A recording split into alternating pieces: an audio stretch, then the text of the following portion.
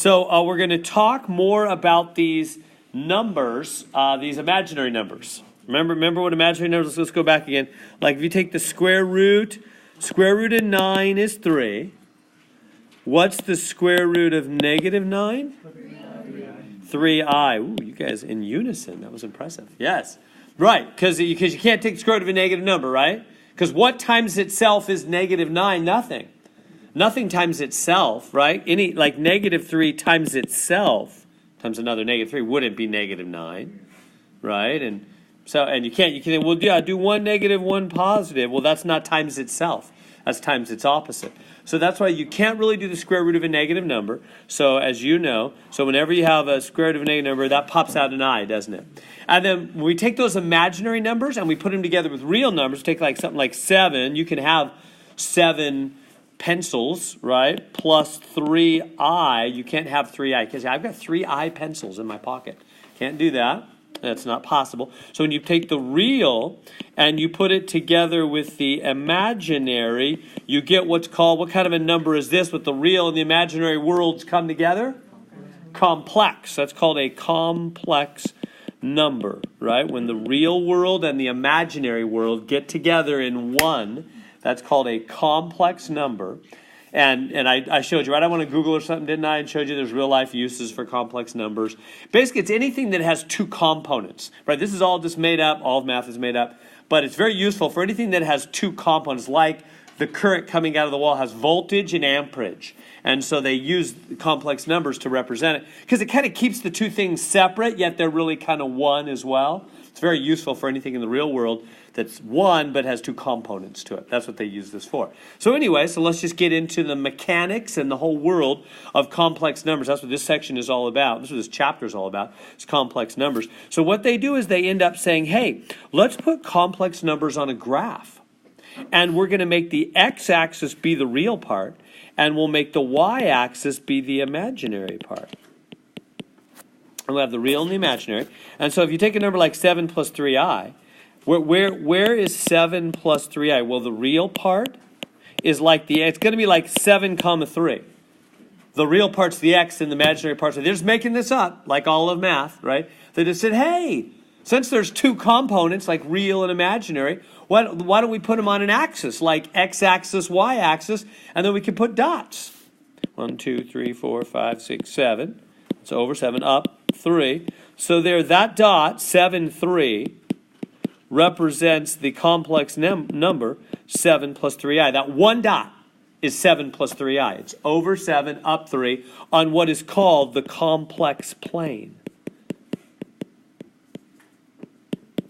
That's the complex plane. So it has real on the x-axis, imaginary on the y-axis. So you can put all kinds of complex numbers. I could do another one. What if somebody said, okay, take the complex number negative 2 plus 3i. So where does negative 2 plus 3i go? Back 2, because that's the x, up 3, right? So back 2, up 1, 2, 3. There it is, minus 2 plus 3i is that dot right there. So you get the idea? Every dot on the complex plane represents an x and a y, a real and an imaginary part, components, of one complex number. So this is called the complex plane.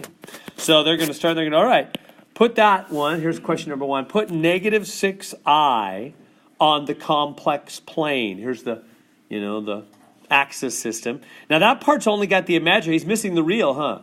So it might help you to write it out. Remember, it's always real first plus imaginary. So it might help you to write 0 minus 6i. Because it's 0 real, huh? There's no real part there. So it's 0 real. So over 0 down 6, it's going to be right there. There's 0 minus 6i, or just minus 6i. It's that dot straight down 6 on the imaginary axis. See, it starts out easy, huh? That's not bad. It's going to get tricky. When it asks for absolute value, is that the type of graph? Oh, yeah, good question. Yeah, when it does absolute value like that, it's the same thing as when we did the double bars. Remember what the double bars were? It means length of the vector. These aren't really vectors, but same thing. If you just think that is what is nice. I'm just gonna keep comparing this to what we just did. It's the same, basically. It's the length, like the length of a vector. So starting from 0, imagining this like it's a vector. It's not really a vector, but it's basically the same thing. If that was a vector down 6, how long is that vector? Well, it's just 6, right? It's just 6. It'll make more sense when we do number 2. So yeah, good question, Kevin. I wasn't even noticing that one. Yeah, the absolute value is the same thing as the magnitude. It just means how long is that vector. It's not really a vector. How far from the origin to that complex number? 6. The length of this is 6. Here, let's do number 2. I think it'll make more sense because that one went straight down. All right, so number 2, 4 plus 5i. So can you put that dot on the axis system first? 4 plus 5i. Put the dot down, and then see if you can find, they want the absolute value, which is a way of saying the magnitude, the length. Imagine it's a vector. Find the length of it. Same thing.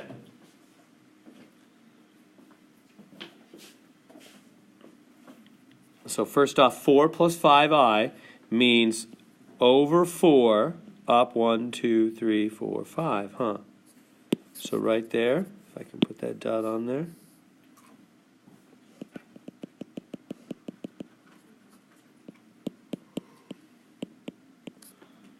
4 plus 5i. So there's that dot. So imagine a vector from the origin right to, that's basically what we're talking about. They want to know how long that is.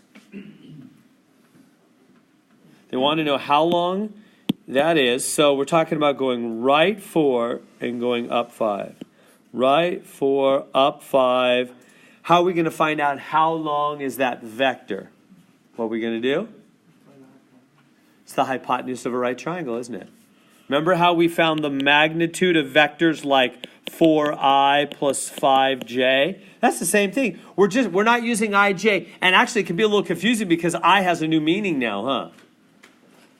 So, but I think it'll be good because we're going to take the final here in 3 weeks, and you're going to have both those. So let me just start putting them together for you right now. I don't think it'll be hard for you.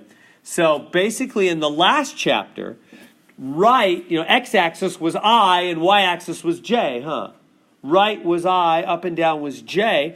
Now, right is just like normal number, nothing, and the I is the y. Because we've made the imaginary the y-axis. Other than that, it's the same as vectors. Just do everything the same as you did with vectors. It's just we're naming them a little different. It's real number on the x, I on the y. Last chapter, vectors was I on the x and j on the y, wasn't it? Instead of ij, we have real imaginary. Same thing. You just got to remember that I plays a new role. I is actually the y-axis now because he's the imaginary. Other than that's the same. Do all the same stuff you did for vectors. So when they want the absolute value, it's the same thing as asking for the magnitude, the length, and it's the hypotenuse of a right triangle. It's the square root of the a squared plus b squared, isn't it? So it's going to be the square root of 4 squared plus 5 squared, square root of 16 plus 25, square root of 41. We're done. Does that make sense? Just like we did in the last chapter. It's nice. It'll reinforce what we did in the last chapter. Because on the final, you have everything. But it's like more practice on the last chapter. Remember how we found the length of vectors? The last chapter. It's every vector is the hypotenuse of a right triangle. Do you remember that? Every vector is the hypotenuse of a right triangle. So it's the square root of a squared plus b squared, isn't it? We good on that? Yeah. So your finals Marilyn. cumulative? What's that? So your finals cumulative? Yes, the finals cumulative has everything on there. Yeah. Yeah, we'll talk about that. There's a practice final already up there. It's basically going to be like, I don't know how many. It's maybe like 35 questions. So 5 exams, like 7 from each of the old exams, basically. Is what it is. All put together on one thing. And you get a full sheet of notes, like not just a card, but full sheet, both sides, whatever you want to do. And I give a practice final, which goes over those things. Yeah. So the final will count double, right? It'll count as itself, and it'll replace your lowest score, which for most people will be exam 4, the one we just took. I'm thinking that's the hardest one. All right. So we good to there? So the length of these vectors is just like, of these complex numbers is just like the length of a vector. Hypotenuse for a right triangle. Yeah. So in math and Okay, let's start. Can you put that on the graph first off? So go ahead and make a little axis system. Can you put that on the graph first off? So find that dot on the complex plane.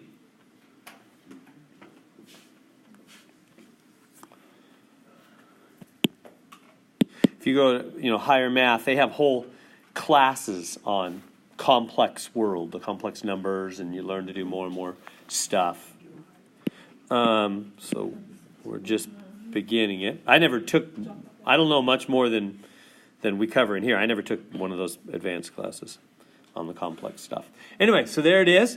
Back one, so that's back one, down I. Everybody good with that? It's back one and then down I. So it's right here. This is the dot. Well, it's back one, down I. It's -1, isn't it? We good there? So there's the dot. Okay, so what? Well, now what they're going to ask is they're going to say, hey, give it to me in polar form.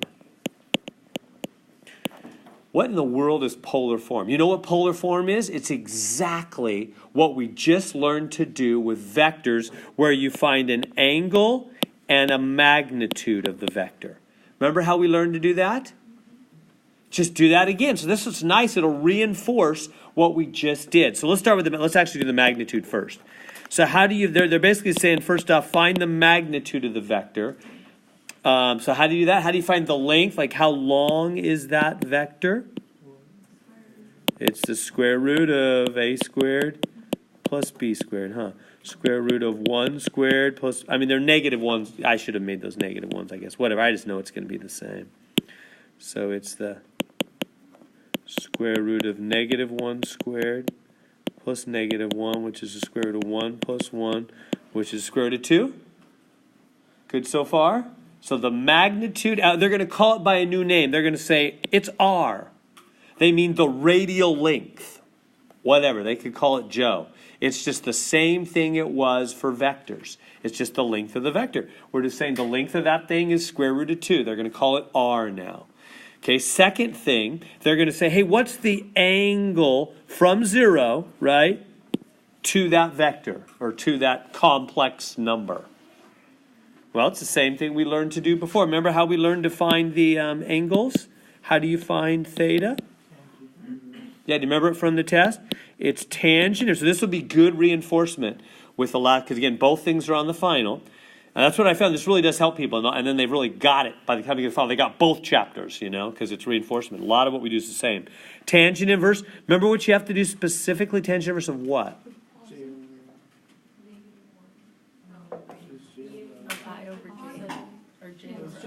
Yeah, which one is it? I don't know. Yeah. Yeah, so it is j over I, and not only that, and it's not just j over I. First off, why is it j over I and not I over j? Let me help you remember that. Why? Because what is tangent? Tangent is sine over cosine, right? And sine is always up-down. So it's j, which is up-down. Does that make sense? Is that good? So yeah, it's j over I, and not just j over I. Like I'm not going to go tangent inverse, of -1. Why not? What am I going to do? Has to be positive. Remember that? Because we have to get a reference angle and then find it in the correct quadrant. So it's good reinforcement if you're a little rusty on some of those details. So it's +1 over positive. I realize in this case the negatives would have canceled anyway. We would have got lucky. It wouldn't have mattered. But often it does. So you need to know. You just take the positive. Math Excel doesn't do it this way. They do it another way, which I think is harder. So I said make it always positive, and what you'll get is a reference angle. It's not the real answer. And then once you get that, then you got to change it for the correct quadrant you're in. So what do we get? That's going to be tangent inverse. Oh, if you hit the buttons on your calculator, you're going to get 45 degrees. Did you hit that one? So 45 degrees. Now, the answer is not 45. That angle is clearly not 45, but that's the reference, which means, what does reference angle mean? How far to the nearest x-axis. So that means right there is 45 degrees, right? From my vector to the closest x-axis is 45 degrees. That's what a reference angle means. So then what's the actual angle theta from 0? Did everybody see it's 180 plus? Right? Because it's going to be 180 plus 45, isn't it? So it's going to be 180 plus 45, 225. So that's the angle they want, and we already got the R. They're calling it R. It's exactly the same as magnitude and angle for a vector. We're basically, polar form means changing to angles and distances, just like it did for vectors. Just what they're calling it now in the complex world. Make sense? It's really a review, isn't it? Maybe you're more solid now on what we just were tested on. Is that good? Yeah. Which number is J in this situation? J is this guy. Yeah, I know, it's confusing, huh? Yeah, I probably shouldn't say J because we don't really have a J. Yeah, I should probably say imaginary over real. Both positive. Yeah. It's because remember, tangent is always the y first because it's sine over cosine, and the y in our case is the imaginary. Yeah, good clarification on that, Guillermo. Thank you. Yeah. Yeah. What's the answer on that Excel? Let's go see. That. Yeah, so here's the final answer then. The final answer to this question then, now that we have our R and our angle, is R. Remember how we learned to write vectors? We would write, let me just change it. Again, it's just like vectors. What did we learn? Magnitude. Remember how to change a vector into ij? Remember what we learned? Magnitude times cosine of the angle I plus magnitude times sine of the angle j. Remember how we learned to do that for vectors? To change them into ij? That's exactly what we do, except what's the magnitude? It's the R. We call it R now. We're just calling it by a new name. Cosine theta, and then this is going to be R sine theta. We're just using R instead of magnitude. It's the same thing, whatever you call it. And instead of ij, like we had for vectors, ij, what do we have here? Real, so I don't put anything. And then the I goes there. Everybody see the difference? So in other words, the final answer, I'm kind of running out of room. Let me come down here. The final answer is R. What's R? Square root 2. Cosine of the angle. What's the angle? 225. Plus R, square root of 2. Sine of the angle times I. There is the complex number in what's called polar form. Polar form means an R and a theta. R and theta. Same thing as magnitude and angle, except it's called R and angle. So the way they have it on the quiz, they just want the root 2 and then the rest of it's in parentheses. So Oh, did they factor out the root 2? Yeah, that's fine. I think they factored out the root 2. Thank you, Kevin. Like that? Is that what they want? I think you're right. Comes into play later. Yeah, that'll matter later. Good clarification. Thank you. You can tell I'm half rusty on it too. Yeah, just factor out that root 2 like that. So just put the R in the front. But I want you to see it's the same as what we were doing for ij vectors, and that'll reinforce that for you, especially if you're going on to physics and stuff later. Do that all the time. Magnitude cosine I, magnitude sine j, right? Sine's always the up-down. Cosine's always the sideways, huh?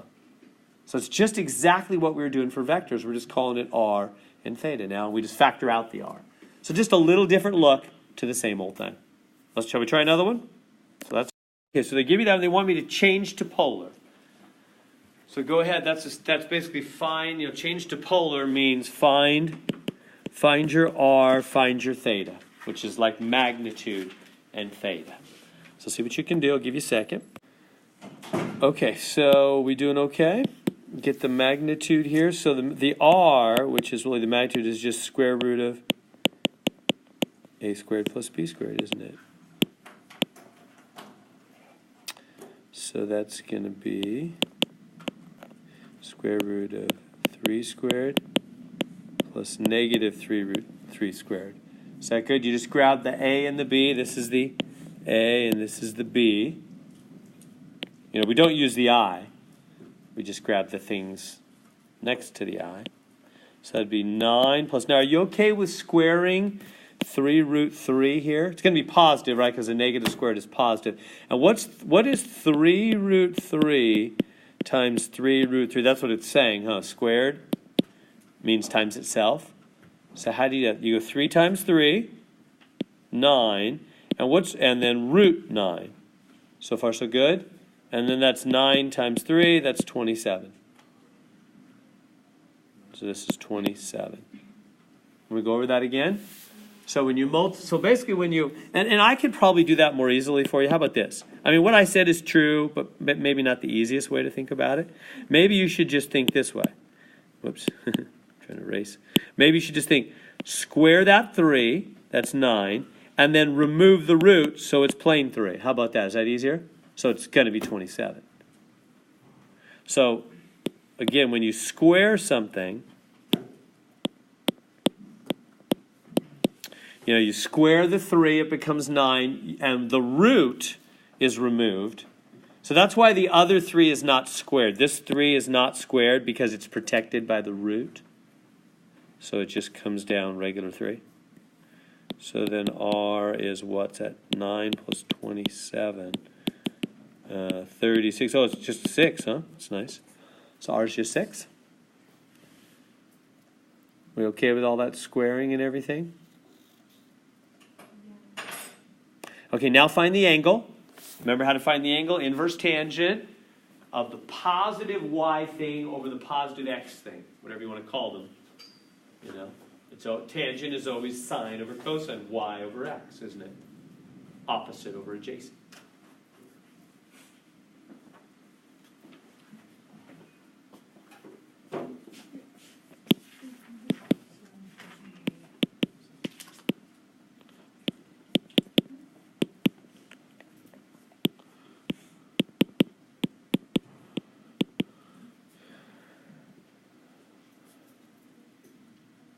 So you take the positive, how about I just call it positive y over positive x? That's what it always is. For vectors, for polar, for whatever, tangent is always sine over cosine, y over x, isn't it?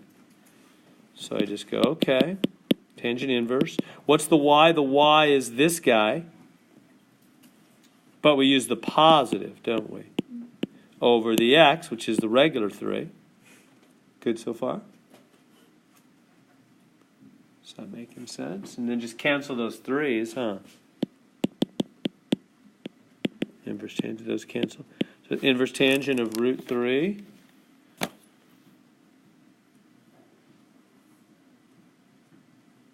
Is it going to be 60 degrees? Use your calculator, 60 degrees. So we get 60. Now remember, that's only what? Is that our final answer? No. That's just a reference angle. How do we find then the actual angle? We got to draw the thing and find out what quadrant it's in, huh? Or if you can just picture it in your head, you might be able to tell, but I'll go ahead and draw it. I'm going to draw and see what quadrant is that thing actually in.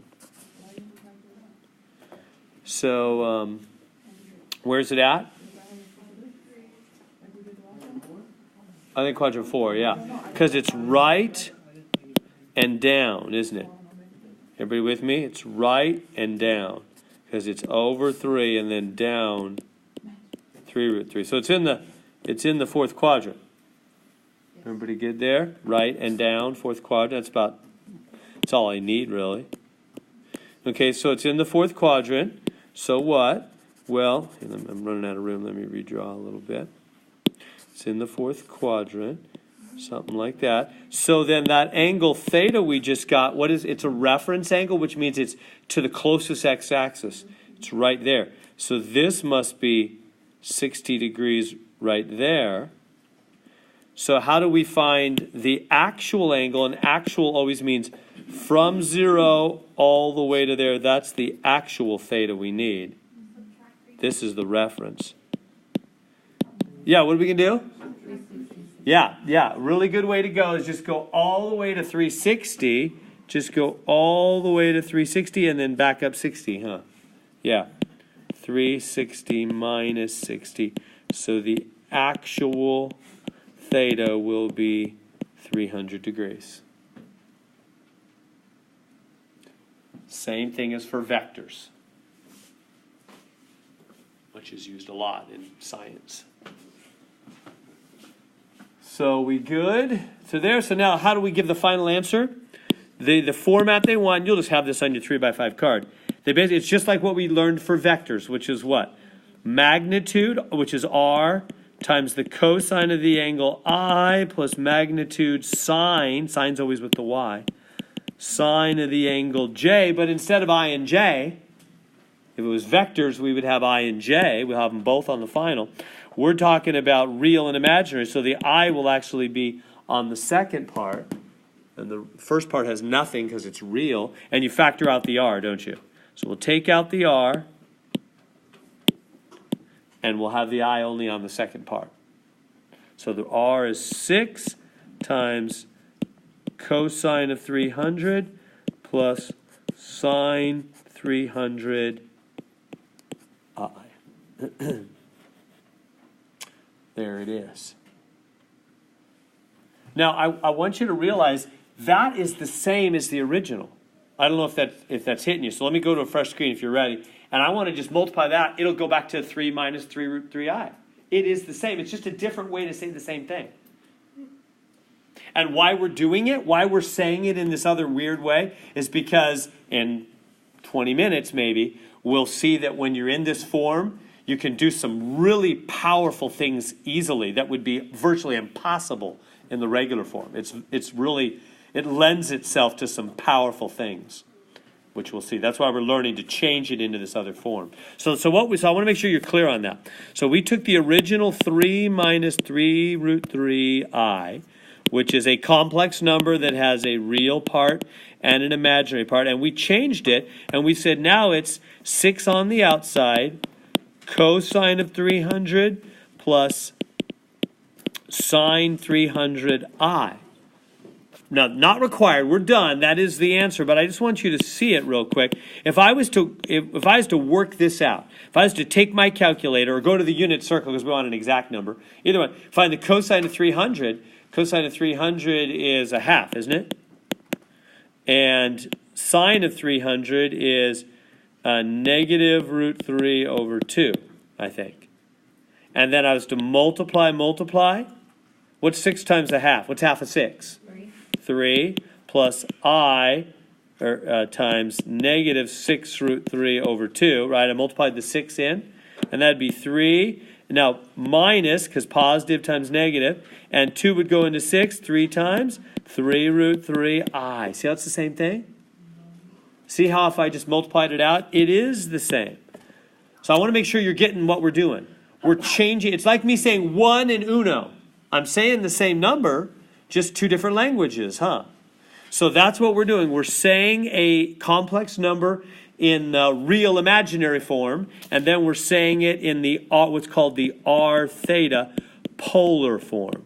So the regular form and the polar form. And why we're doing this new weird thing is because polar form is powerful. We'll see it in a few minutes. You can do some difficult things really easily when you're in polar form. So that's why we want to learn to do that. But it's the same thing. Does everybody see that? It's the same exact imaginary number. It's just written with an r, a length, and an angle, rather than a real and an imaginary. But it's the same. They're starting with the r theta thing, and they want me to go back. Now I'm going from uno back to 1. So I'm just running the language the other way. So see how this number is already got an r right here, and he's got an angle right there? So he's already in polar form, and they want me to change it back into, rectangular. I forget. The other form is called rectangular. Why? Why is it called rectangular? Because when you go real and then imaginary, you make a rectangle. Straight right, straight up, it goes on the rectangular coordinate system. So they call it rectangular form. It's like vector ij, but it's real imaginary. Whatever. So they want me to go back to that. What do? Well, you just do what we just did. You just work it out. You just go boom, boom. So 7 cos pi over 2 plus 7I sine pi over 2. And then you go to your calculator. What's the cosine of pi over 2? 90 degrees. Everybody good there? You can go to the unit circle. Why don't we do that? Why don't we go to let me draw it real quick. 90 degree, pi over 2. Remember pi is 180. So this is 90 degrees. So if you draw the unit circle, 90 degrees is right here. That's over 0, up 1, cosine, sine. Remember? On the unit circle? So the cosine of pi over 2, cosine of 90 degrees is 0, 7i, and then the sine of 90 degrees is 1. So what does this become? 0 plus 7i, in other words, 7i. So I just changed that number from polar form to rectangular form. It's called regular, in other words. It's just 7i. And that looks like 7i, doesn't it? It's just 7 imaginary units straight up. Remember, this is real sideways, imaginary up and down. So straight up 7. Does that make sense? This is the length right here. Remember, the r is always the length. And the angle's 90 degrees. So it's going 7 straight up. That's the point over, even though we use the unit circle to find it, that's really over 0, up 7 on the actual graph. All right. Let's move along. We good with that? Let's start seeing what polar form can do for us. Polar form can actually do some very powerful things easily. Here's the first one. They're going to say, find the product. What does product mean? Product means multiply. So when you multiply two things. So find the product of the complex numbers. So they want me to multiply this complex number times that complex number is what they're asking. So I'm going to take 2 cosine 55 plus I. Well, I'm going to run out of room. Here, let me rewrite it here. So Z1, complex number 1, is 2 with 55. So it's 2 cosine 55 plus I sine 55. Z2 is 5, 15.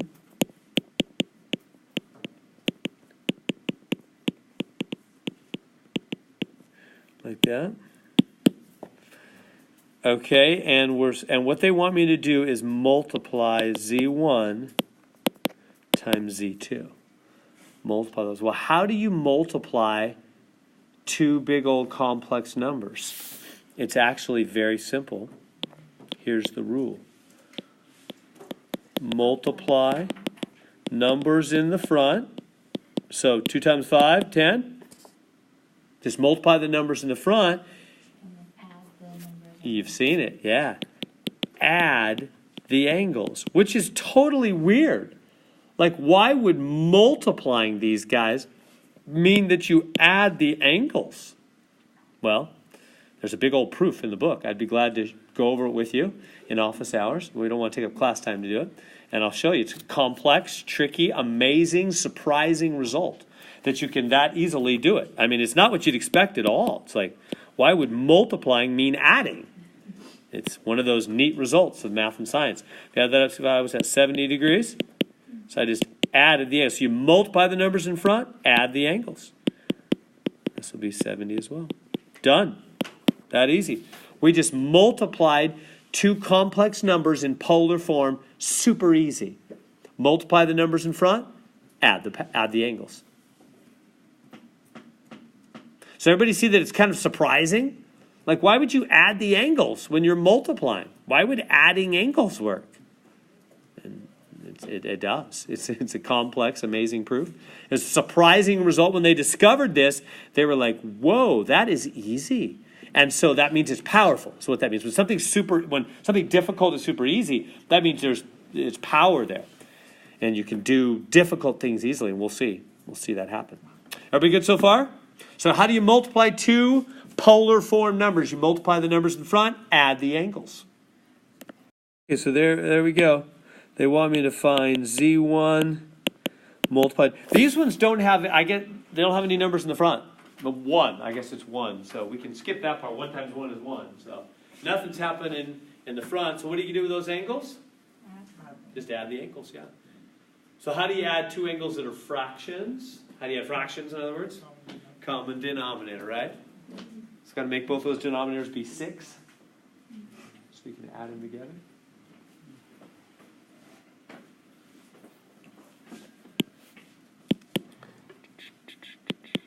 multiply top and bottom by 2. Was that 4 pi over 6 plus 1 pi over 6? It'd be 5 pi over 6. We good so far? The top and bottom of this one by 2. 4 pi over 6 and 1 pi over 6. The angles are always going to be the same, so I guess there's no reason to do it twice. They're always going to be the same. Always, without exception. There we go. So we didn't even have any numbers in the front to multiply, so we just added the angles. So it's still easy, even in radian form. It's amazing how easy it is to multiply complex numbers in polar form. All right.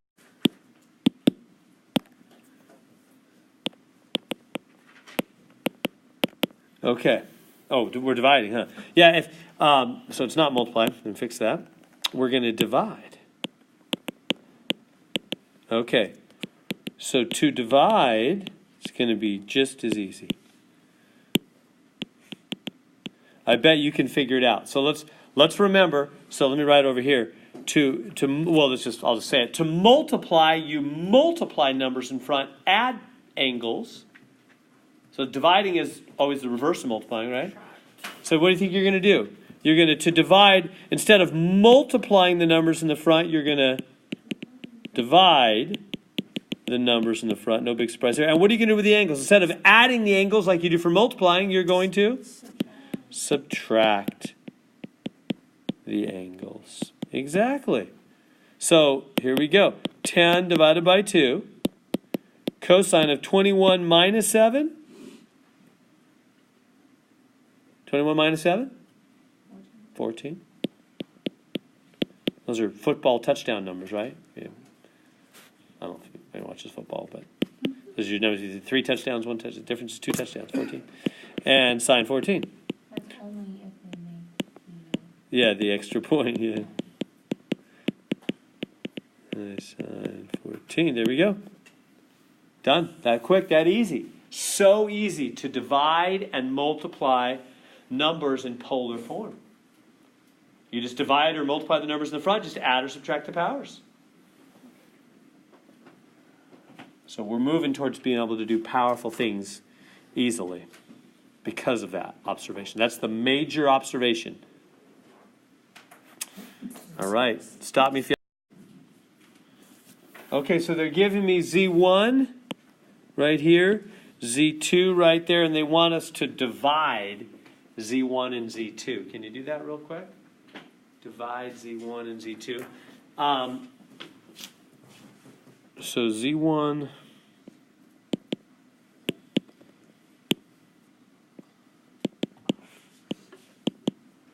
Z1 over Z2, what's it going to be? Well, we divide the numbers in the front. We don't have any numbers in the front, right? They're just ones, so skip that. What am I supposed to do with the angles? Subtract, but the order matters, right? The order of subtraction matters. You've got to start with the one on the top and subtract the other, so it's going to become 90 minus 2/10. That's negative, isn't it? What is that, negative 120? 120 degrees plus I sine minus 120. Good so far? I'm going to pause there for a second. So the order, when we subtract, the order matters. We've got to make sure we have the right order. So the one that's on top goes first. So 90 minus 2/10 is negative. Now, they say give me angles between 0 and 360. They don't want negative angles in their answers. So I've got to change those now. What's that? We could totally add 360. Is that true? We could. Is that what they did?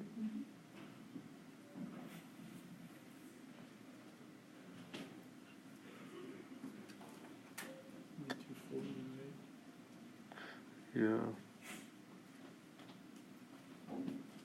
Yep. I was going to do it a different way. I'm going to totally do it your way. Yep. Yeah, that's what they did. There's actually lots of ways to go. Let's do totally exactly what you're saying. Just add 3. That's what they did. So just add 360. So it's going to be cosine, what's that, 240. And they're always the same, so they're both 240. There we go. That's it. That's the same spot, isn't it? Just add 360. That's all you got to do if it comes out negative. We good?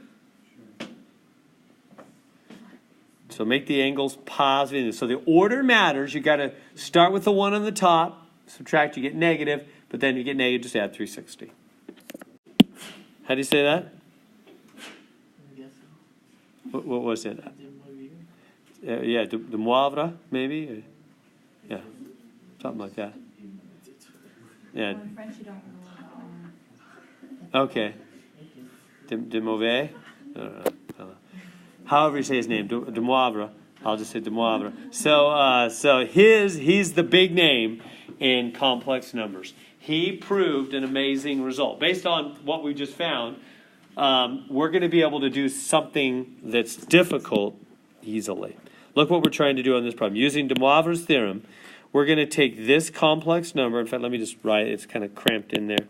Make it a little bigger here. So it's 4 and then the 15. So 4 cosine 15 plus I sine 15, all to the third power. So we have third power. We're going to take the third power of that complex number written in polar form. So now how are we going to take the third power easily? What do you think? Think with me. Let me help you this way. We're not going to, let me do it longhand. We're just going to go right to the answer. But one time, let me write it out longhand to make it really, really clear for you. If third power means 3 of them, huh? So if we wanted to be long and painful and tedious, we could write out 3 of these. That's what it really means. Right? Would you just multiply the front by 3 and then the inside by 3? Close? Almost? The front. You would add the 3 on the inside. So the power of 3. The front to the power of 3. And then just add the.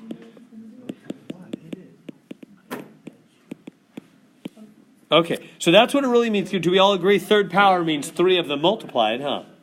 Right? So, and you know the rules for multiplying. So if you have 3 of these multiplied, which is what a third power means, what would you do? Well, let's just do 2 of them. Let's just multiply the first 2. What would you do to multiply just this one and this one? Multiply the numbers in the front, right? What's the rule we've learned? You multiply the numbers in the front. 4 times 4.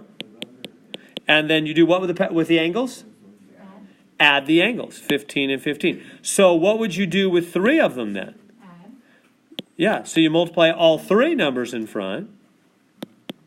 And you go 15 plus 15 plus 15. What's a shorter way of writing 15 plus 15 plus 15? 3 times 15. Yeah, so in other words, and what's a shorter way of writing 4 times 4 times 4? 4. So you power the front and you multiply the angles by 3, don't you?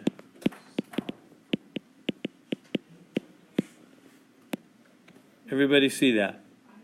Does that make sense? Guillermo was right. Jamie was wrong. I don't know if everybody noticed that. No, I'm just kidding. All right, so are we good there? So yeah, the shortcut rule based on what we've learned about multiplying and dividing is if you have a power, because power is just repeated multiplying, isn't it? So you can just power the number in the front and multiply the angles.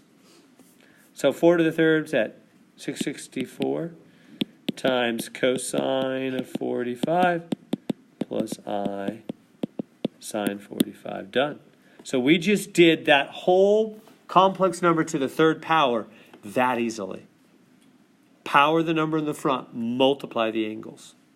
Is that applicable to any other power above 3? Yeah, any power. So the way you do powers is you power the number in the front, multiply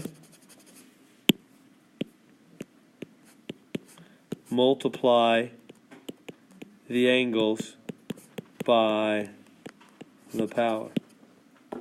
You power the number in the front, step 1. Step 2, multiply the angles by the power. That's just the natural extension of what we've seen. It means to multiply two polar numbers. You're just multiplying, they're going to make it n in general. So in fact, I'll give you de Moivre's theorem officially. It's just going to basically say that with letters. So if you're ready, I'll write it out. So in fact, why don't I just put it right here? Yeah, just leave it all on the screen. That way we don't need to see this again. You've got the concept. Yeah, it's just going to be, put it right here, it's just going to be whatever number you have in the front to the nth power times the cosine of 15 degrees times n. And sine 15 degrees times n as well. So you just n power the number in the front, and you n multiply the angles. Whatever your n power is. That'll work for any n power. It's just the natural extension of the multiply rule. If multiplying means multiply the numbers in the front, then a whole bunch of them means power it. And if you add a bunch of angles, that's multiplying by n.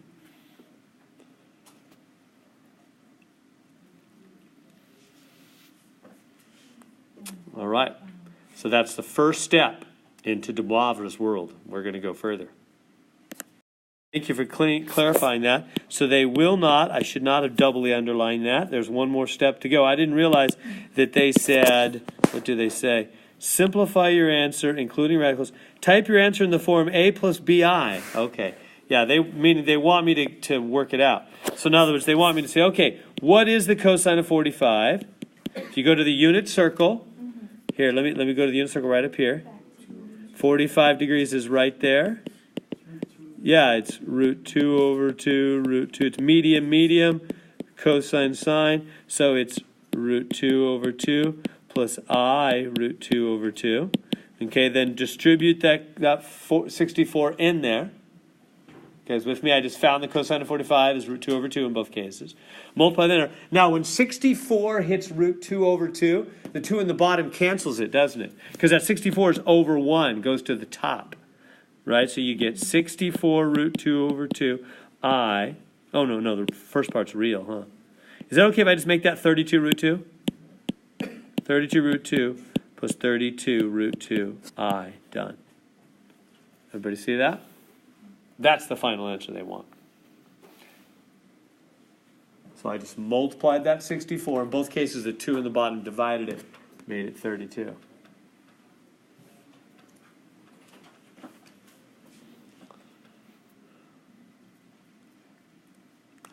And so there we go. We were able to take a polar form number, third power it, and get right to the answer that quick. And it'll be just as easy for a 10th power, which would be crazy hard by hand. Long ways. All right. There we go. 8th power. We're not going to write 8 of those, right? Instead, use the de Moivre shortcut rule.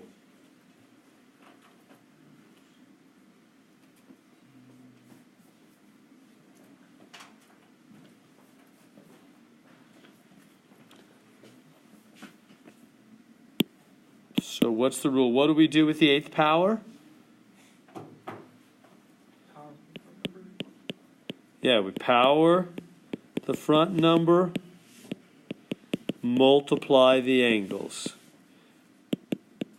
by 8.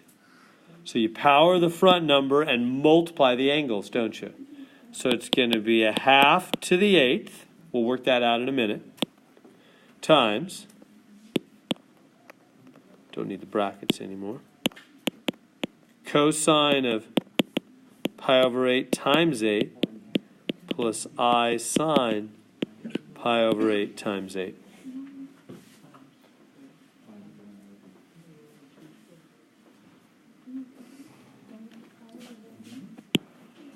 We good to there so far? And then these cancel, don't they? Because 8 over 1. 8 over 1. And what's a half to the 8th? Yeah, just use your calculator. What's 2 to the, just take 2 to the 8th power. It's 1 to the 8th over 2 to the 8th. And 1 to the 8th is just 1. 2 to the 8th is 256, is that what it is? Yeah. Thank you, 256. And then cosine pi plus I sine pi. Good so far? Everybody see what I just did? The 8th power on the 1 and the 2. And then, now, let's, pi is how many degrees? Yeah, pi is 180. It's right here, isn't it? That's 180 degrees.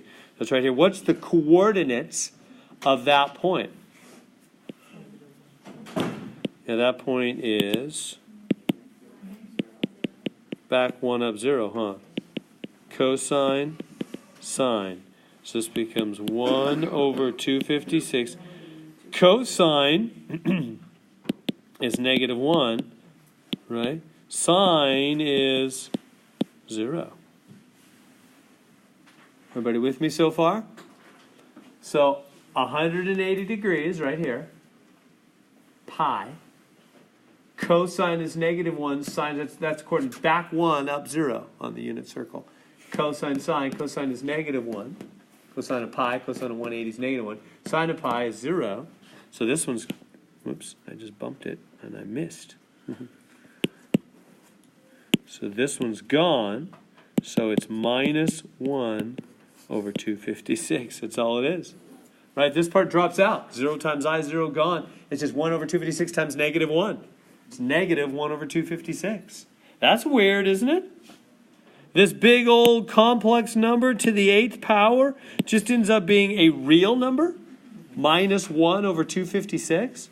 That's a surprising result. And it was pretty easy to do, as opposed to writing 8 of those.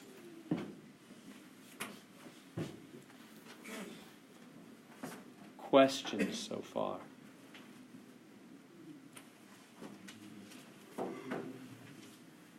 Ready to see what happened there? So I just powered the front number, the half, to the 8th power, right? 1 to the 8th over 2 to the 8th. And then I multiplied the angles by 8. And that made it cosine of pi and sine of pi, which I did the unit circle. Cosine of pi is negative 1, sine of pi is 0. The 0 dropped out. Negative 1 times 1 over 256, negative 1 over 256. Yeah? So how did you get cosine 180 over 11 again? Or is it pi? Oh, yeah, that's pi. Sorry. Yeah, whoops. Let me get that out of it. Yeah, I was just saying that's 180. Yeah. It looks confusing the way I wrote it. Yeah. It's just cosine of pi. Pi is 180. Tulang. Yeah, you did it. Yeah, that's right. Right? Am I saying your name right? Yeah, you got mine right. All right. I'll forget it Wednesday, but remind me. I'm almost there. Question? Vu, we good? Is all good? Everybody good? All right, so that's the... Okay, now, how am I going to do this? I could write out 3 of those and like foil them and foil them and foil them and gather like terms and all of that. You could. 3rd power, it'd be a little messy, but instead, I'm going to do the de Moivre thing, which means I've got to first change to polar form, then do the de Moivre rule, then change back to rectangular. It's going to be so much work that really it's not going to be a big time saver on this one. But if that was a 10th power, it'd be crazy to do it by hand. It'd be way better to do the de Moivre thing. Everybody see what I'm saying? So we're learning the de Moivre rule. So I'm going to do it by the de Moivre way. I'm going to change to polar form. But I just want to be straight with you. This one's not very big power, so it's not going to really be about the same work either way, really. You could do this one by hand. It'd be about the same. But we're learning de Moivre, so we can do it when it's 10th power just as easily. So here we go. So here's the plan. This is where they get kind of confusing. So I want to try to be clear with you. This is the hardest thing for sure. Well, this is the beginning of the hardest thing. We're going to do these backwards in just a couple minutes. That'll be the really hardest thing. But this is beginning to get close to the hardest thing on this next exam. What's the plan? Step 1, change to polar form. Change to polar. Step 2, power the number in the front, Power the front number, multiply the angles, Power the front number, multiply the angles. And then step 3, change back to regular, or what they call rectangular. So that's the game plan. I'm going to go into the foreign system, the polar world, because that's where you can do the de Moivre rule. Power the number in the front, multiply the angles, and then change back.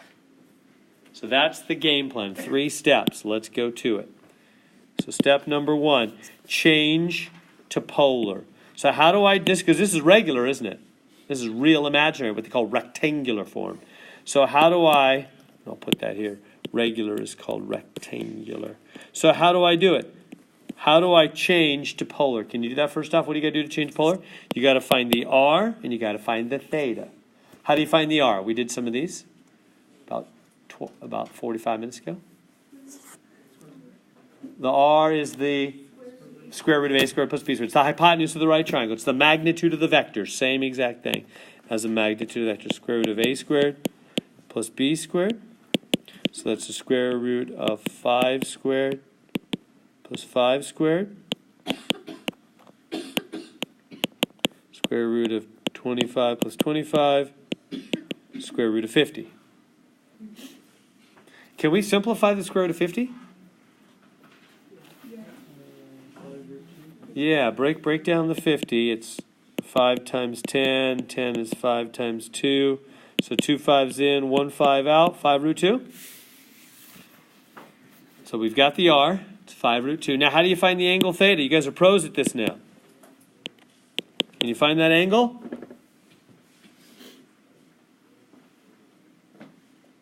So you don't have to keep it then? We will afterwards. So we're just doing good question, Sean. We're just doing the inside right now. I'm not even thinking about the 3. I'm just doing this part right here, paying no attention. Then I'll get it, and then I'll do the third power thing. Yeah, so I'm really just working on the inside original number right now. Not the third power is not involved yet.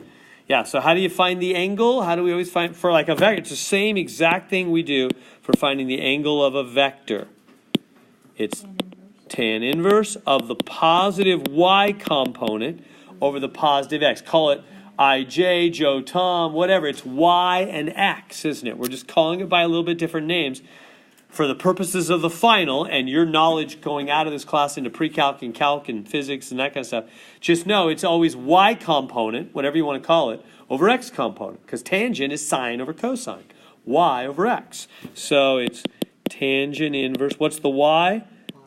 Well, they're both 5. Yeah, I guess it's hard to go wrong with 5. Tangent inverse of 5 over 5. So it would be tangent inverse Of 1, which is 45. But remember, you make them both positive because you're getting a reference angle. So that's not maybe. Turns out it is your final answer. But because you have to go to the, you got to draw the vector. Remember how we talked about this, or in this case, the complex number. So which quadrant's it in? Yeah, that's why this one's the same. So it's right 5, up 5. So from the origin, 1, 2, 3, 4, 5 right, and 1, 2, 3, 4, 5 up. It's right there. So there's 5 plus 5i. It's in the first quadrant. So the reference angle of 45 degrees, which always means from the closest x-axis, that is 0. That's from 0, isn't it? When you're in the first quadrant, your reference angle is your angle. There's no difference. So that is my actual angle. So let's write this vector 5 plus 5i, originally in rectangular, regular form, has now become r, which is 5 root 2, cosine 45 plus I sine 45. We good?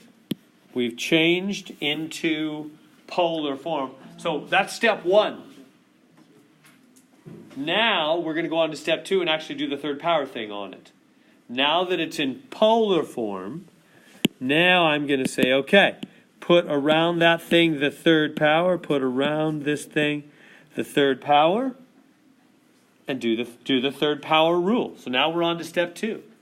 Now that we've changed to polar form, now it's easy to do powers in polar form. So power the 5 root 2, third power the 5 root 2, and multiply the 45 degrees by 3. The angle's by 3, right?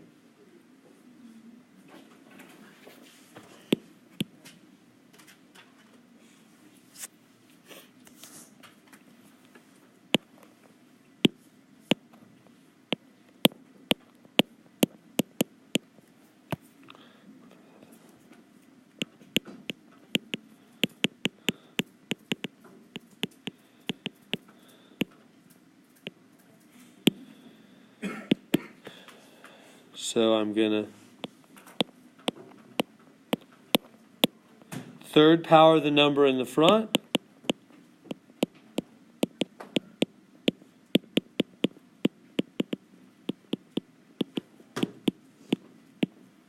Multiply the angles by 3. Remember how that works? So we power the front number, multiply the angles. That's de Moivre's theorem. Is that all you have to do if you're in polar form to do a big old power is power the number in the front and simply multiply the angles. Surprising. Now, how do we do 5 root 2 to the third power? Well, it's going to be 5 to the third power and root 2, root 2, root 2. Yeah, which you could just pull out of 2 and then leave them. Yeah, so 5 to the third power is 125. 2 root 2s makes a plane 2. And then we get the other 2, which is what? 250 root 2. We good?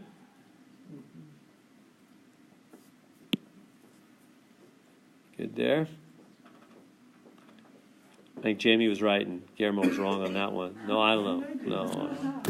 All right. 3 times 45. 135 degrees for both those. Good to there? That's step 2. So step 1, we changed to polar form. Step 2, we did the power thing. You power the front number, multiply the angles. And now they want me to go back, final step, step 3, go back into the original form. How do I do that? Well, you've got to do 135 degrees. So I'm going to go to a fresh screen if you're okay with that. So we've got, 250 root 2? So these get a little bit long. Cosine 135.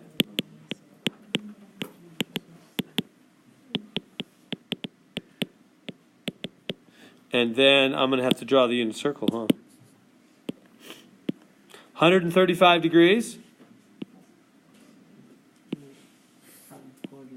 That's right there, 135. That's halfway into quadrant 2, 90 and 45. So that's 135. What's the coordinates there? Back medium, up medium. It's in the middle, huh? Yeah, comma positive, back and up. Cosine sine. So this thing becomes 250 root 2. Cosine of 135 is negative root 2 over 2 plus I times the sine, which is positive root 2 over 2, like that. And then just multiply.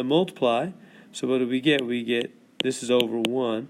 So 250 root 2 over plane 2 negative plus I, and then 250 root 2. Am I confusing you to see? Maybe if I change the color, that'll help. The other root 2 and the 2. The other root 2 and the 2. Everybody see what happened there? Put this in the front this way. Maybe be more clear. There.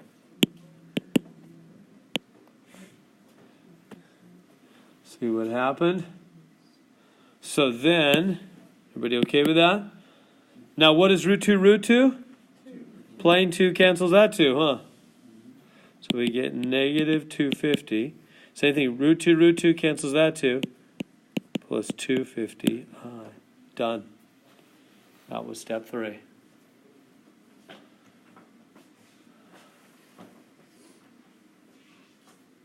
Yeah. So you just combine the roots, because that would make 4, and then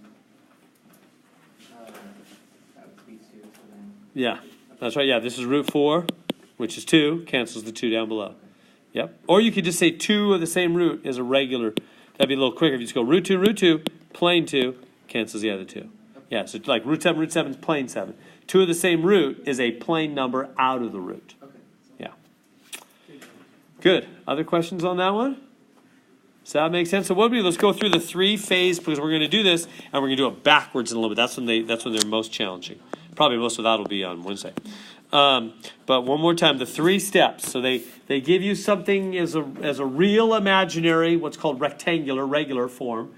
Change to polar. So here I did the work to change to r theta. Then step 2, do the power thing. Power the front number, multiply the angles. That was right here.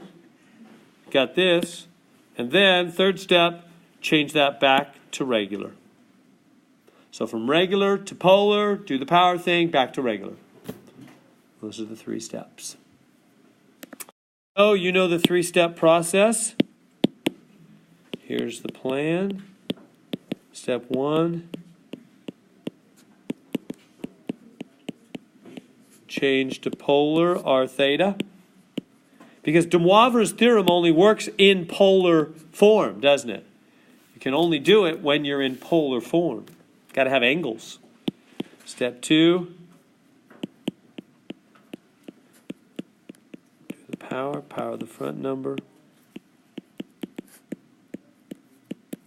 Multiply the angles. Step 3. Change back to regular, or what's called rectangular. All right, so try that. So first step, change to polar. Done that a few times. It's just like changing a vector to magnitude and angle. It's exactly the same. Change to magnitude and angle.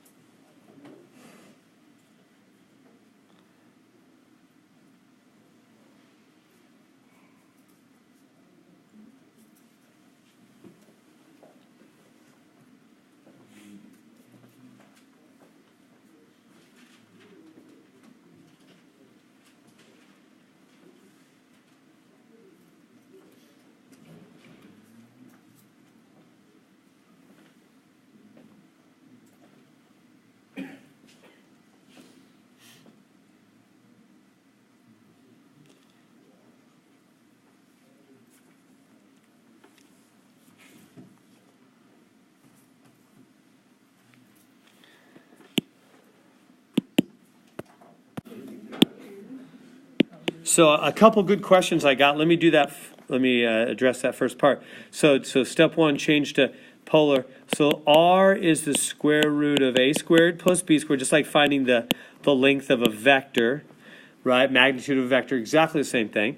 Now, the a and b are only numbers. Skip the I. That's the good question I got a couple times.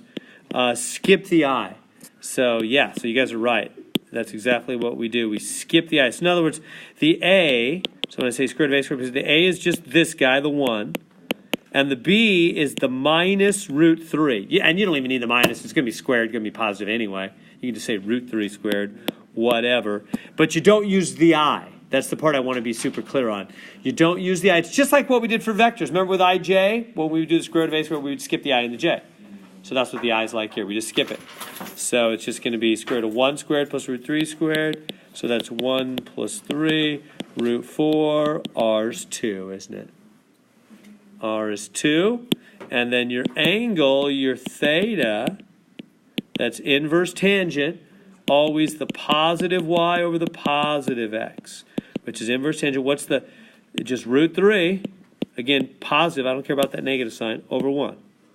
So if you do that on your calculator, you'll get 60 degrees. But remember, that's only a reference angle. That's not the actual answer. It's 60-degree reference angle. Right, so let me let you go from there. Okay, so let me show the vector thing for y'all. Make sure we're all on a good part there. So the vector thing's really easy. So once you get your reference angle, all you need to know is which quadrant. You don't have to be like really precise as far as how far over and up and down. Just look here. Positive, negative. Right, down. Fourth quadrant. That's all it takes. Everybody see that? I don't care exactly how far over, exactly how far down. I just need to know, is it right or left? Is it up or down? And I can find the correct quadrant. How do you know that? First number's positive. That's right. Remember, the first number's right or left. Positive right, negative left. Second number, negative something or other. Who cares what? Down. First number's right, left. Second number's up, down, huh? So it's right and down. So right and down. So I'm in the fourth quadrant, aren't I? So that 60 degree, where do I put that? It's a reference angle. That means it's to the x-axis, to the closest x-axis. So that's 60. So how then do I get the actual angle from 0 to the vector? Yeah, because all the way would be 360, back up 60. So the actual angle, whoops, what's that? Actual angle is 360, whoops, is 360 minus 60 is 300. We good there? So that's the actual angle. So this one is just the reference. So everybody see how you quickly can find what quadrant you're in? It's just about the signs, isn't it? If the first sign, positive is right, negative is left. Second sign, positive is up, negative is down. That's all we care about. So now we have an r and a theta.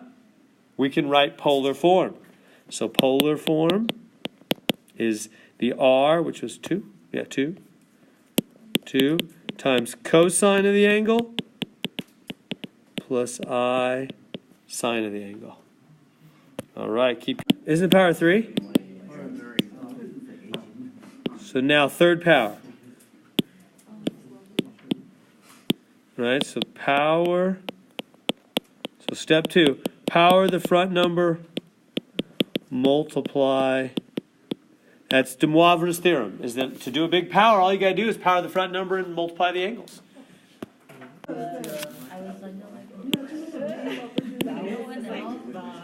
Okay, so I'm going to power that number in the front, 2 to the third, and multiply the angles. 3 times 300 is 900.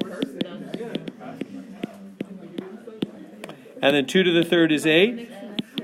And then the angle, we don't leave angles bigger than 360. So take your calculator and subtract 360 a couple of times, and you'll get 180. Just keep subtracting 360 till the angle goes under 360. So then now we have 180 degrees. So we go to the unit circle. Remember the old unit circle. Where's 180? It's over here. 180 degrees. And what's the coordinates of that point? Back 1, up 0. Remember how the unit circle works? That's back 1, up 0. Cosine, sine. So the cosine is -1. The sine, right? Cosine is -1. The sine is 0. So that part's gone again, and the answer is just -8. After all that work. So that big old complex number to the third power just comes out to be -8. All the imaginary parts drop off. Does that make sense? Getting the hang of that? We just have 3 minutes. Let me just introduce, because we're on the, why I want to make sure we're all there and solid, is because we're on the verge of the big country. We're on the verge of doing it backwards. Okay. Find the square root.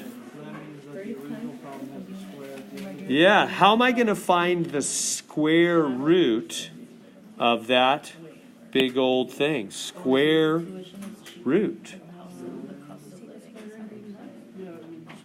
Carmen, if you'd mind. So square root, how do we find the square root of that big old thing? How do you find a square root in general? When you take the square root of whatever, like 25, what's the answer? You know, 5. And what would you just do? What would you tell a young child who like, well, how'd you get that? What'd you do? You would say, I thought what times itself is 25. So what did you think? You thought multiply backwards, didn't you? That's what you always do when you do square roots. You think what would multiply times itself to be 25? So when they give me the square root of this big old complex number, I'm going to think what times itself will be that thing. Right? That's what square roots do. They think multiply backwards, don't they? So in other words, we've got to do a multiply backwards. We were just multiplying. So to do roots, you got to multiply. And this is just a square root. They're going to ask me something like fifth roots. And we got to think backwards. What would multiply 5 times to be this thing? Or this is just 2. So what would multiply 2 times to be this thing? Oh, well, let me just, off the top, you know, it's kind of complex, but let me just mention this. What times itself is 81? 9. So you go, oh, it's got to be 9, huh? Now, that's good, right on the money. Now, what about the angle cell? What have we learned about angles? What do angles do when you multiply? Got to think it backwards. So let's think forward first. What do they do when you multiply? Add. Angles add. So thinking it backwards, what angle would add twice to be 60? 30. It's got to be 30, doesn't it? So in other words, that times itself, right? That times it, if you did this twice, that times itself, the numbers in the front would multiply to be 81, the angles would add, that's it. But, you're like, what? That's not all of it. That's one of it.